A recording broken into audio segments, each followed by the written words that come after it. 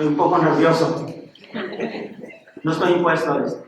Bueno, mi primera parte de esta venga va a ser en español, ¿no? Porque me siento más a gusto en español.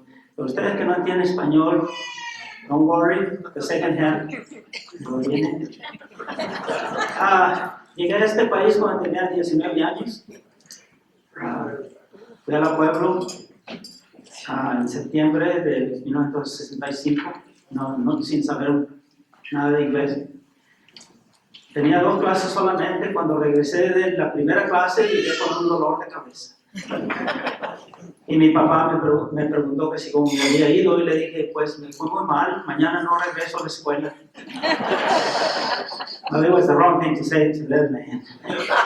It was not taken off from then, so he told me, yes, my son, you went to school today, and you're going to go to school tomorrow, and the day after, and the day after. And that's how I stuck it out. Now, I was 19 years old, all right?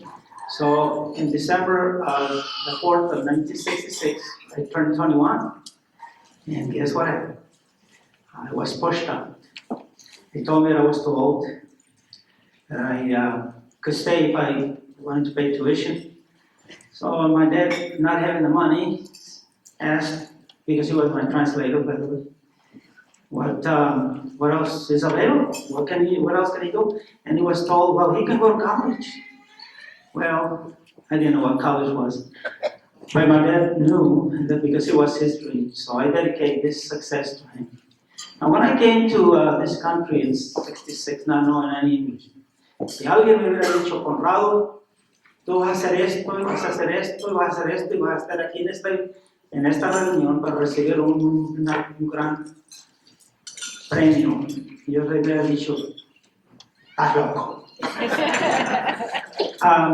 But, you know, Dale Frederick said something that President Obama said, not in just those words, but he meant the same. And you know, President Obama said when he was running for re-election that we cannot make it by ourselves. There's just no way that one person can make it by him or herself. There's always somebody there to give us a hand.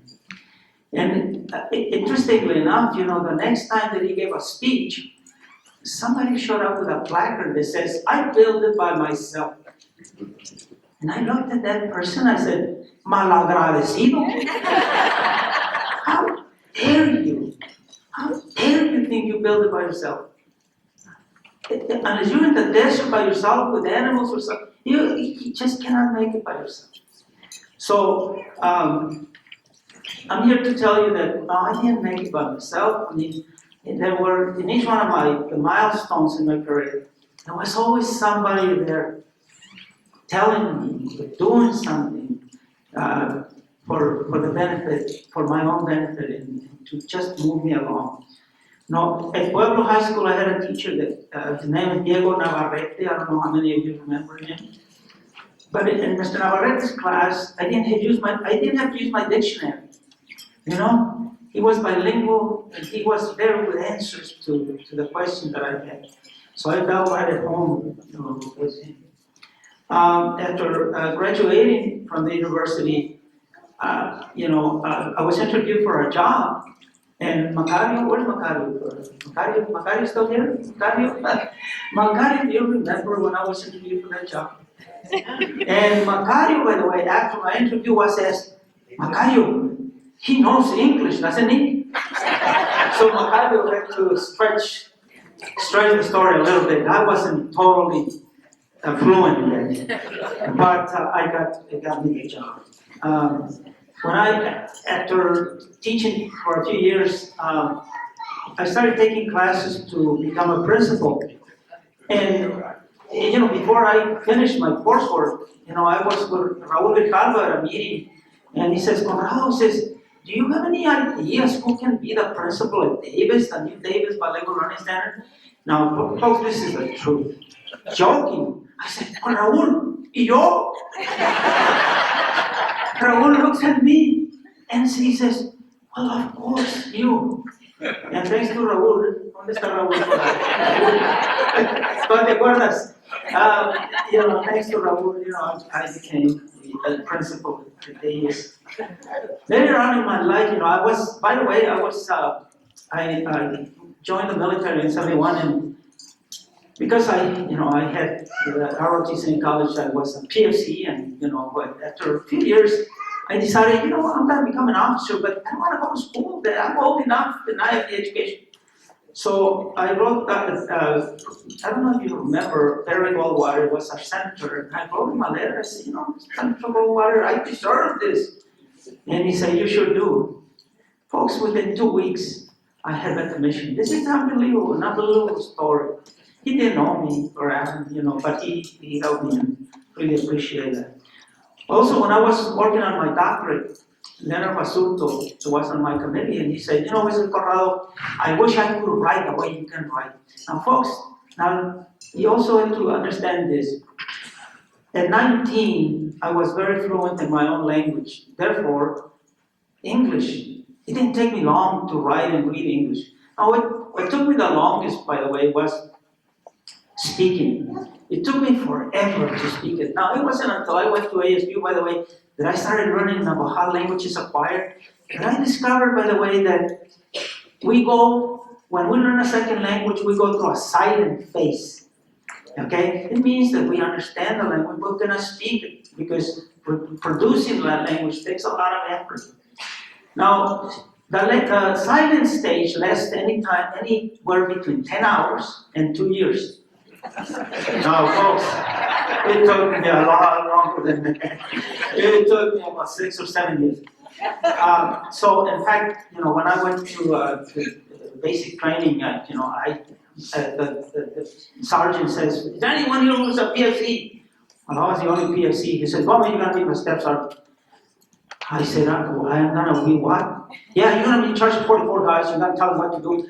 I said, holy moly. I said, how am I going to do that? So the first time that I stood in front of these 44 guys, right, in 71, folks, only a few years training, I got up and I said, you know what, guys, if you think that the American Army is difficult, you ought to experience the Mexican Army.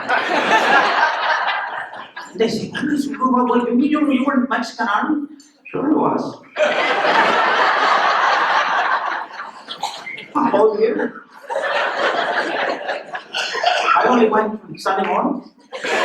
And when I didn't want to go, I had to pay the lieutenant $1. So one time, because my family was already here, I came and missed them a lot. I was the last one, to come to the United States. So I came and stayed here for a week, for a month. Well, so how much do you think I had to pay the lieutenant? $4? $4, people, that was a lot of money back then. But I survived the military, and the Chancellor Goldwater helped me out. So when I entered my doctorate, I was a pretty good writer, but it was because Leonard told me, Conrado, I wish I could write the way you can. And the reason I could write good in English was because I could write good in Spanish. It's that simple. So after that, when I retired from TUSD, I retired in 2000. It was a little earlier than I anticipated. The reason I retired is because my daughter had a daughter, my granddaughter, my first granddaughter. So I retired. Now this is fascinating, by the way, because culture has been mentioned by a few of the speakers here. This is fascinating. I decided to retire because my wife and I, we were going to go help raise the little girl. Now, when I worked at ASU, I taught teachers how to become principals at education administration courses.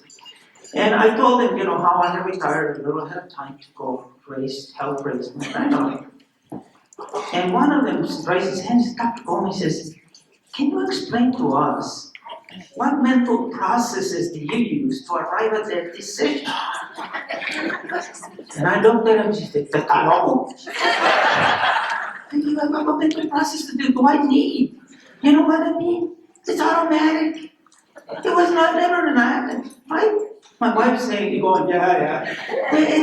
So I retired from TUSD and went to raise grandchildren in Chandler.